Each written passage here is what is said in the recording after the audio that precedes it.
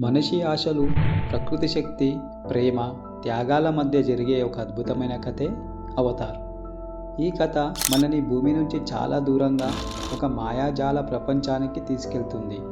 ఆ ప్రపంచం పేరే పాండోరా. కథలోకి వెళ్ళినట్టయితే, భవిష్యత్తు కాలంలో భూమి వనరులు పూర్తిగా ఖాళీ అయిపోతాయి. అప్పుడు మనుషులు కొత్త శక్తి కోసం వెతుకుతూ అంతరిక్షంలో ఉన్న పాండోరా గ్రహానికి చేరుకుంటారు. పాండోరా అనేది చాలా అందమైన ప్రపంచం. ఆకాశంలో తేలియాడే పర్వతాలు, వెలుగులు చిందించే చెట్లు మరియు ప్రకృతితో జీవించే నావి అనే గిరిజన జాతి. కానీ మనుషులకు పాండోరా అందం కాదు కావాల్సింది, భూమి మీద అమితమైన విలువ కలిగిన ఖనిజం అనప్టోనియం. ఈ కథలో హీరో జేక్ సల్లీ ఒక మాజీ సైనికుడు, నడవలేని పరిస్థితిలో ఉన్న యువకుడు. అతని సోదరుడు చనిపోవడంతో అతని స్థానంలో పాండోరా మిషన్కు జేక్ని పంపిస్తారు. అక్కడ శాస్త్రవేత్తలు రూపొందించిన ప్రత్యేక శరీరాలు ఉంటాయి. వాటినే అవతార్లు అంటారు. మనిషి మైండ్ని నావీ శరీరంలోకి కనెక్ట్ చేస్తే ఆ శరీరంలో జీవించవచ్చు. జేక్ సల్లీ ఈ మిషన్లో భాగంగా అవతార్ శరీరంలోకి వెళ్ళి మొదటిసారి పాండోరా అడవుల్లోకి అడుగుపెడతాడు.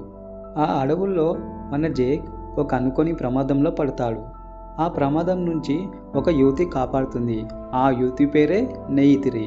ఆమె నావీ జాతికి చెందిన యువతి, అంటే మన పాండోరా గ్రహంలో నివసించే జీవులు అన్నమాట. ఆమె ద్వారా జేక్ నావీల జీవన విధానాన్ని నేర్చుకుంటాడు. ప్రకృతితో ఎలా మాట్లాడాలి, జంతువులతో ఎలా బంధం పెంచుకోవాలి అనే విషయాలు తెలుసుకుంటాడు. ఈ ప్రయాణంలో జేక్కి నెయితిరి మీద ప్రేమ పుడుతుంది. అలాగే నావీల మీద గౌరవం కూడా పెరుగుతుంది. కానీ ఇక్కడ తెలుసుకున్న ప్రతి విషయాన్ని అక్కడ చేరువేస్తూ ఉంటాడు. అలా కొంత సమయానికి మనుషుల సైన్యం పాండోరా అడవులను నాశనం చేయాలని నిర్ణయిస్తుంది. నావీల పవిత్ర వృక్షం కింద ఉన్న ఖనిజం కోసం వారి ఇల్లు, వారి దేవాలయం అన్నీ కూల్చడానికి సిద్ధమవుతుంది.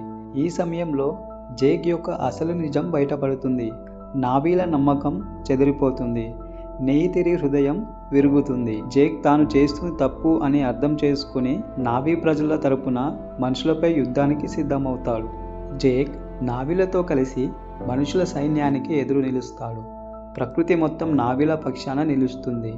జంతువులు, అడవులు అన్నీ కలిసి ఒక మహాయుద్ధం.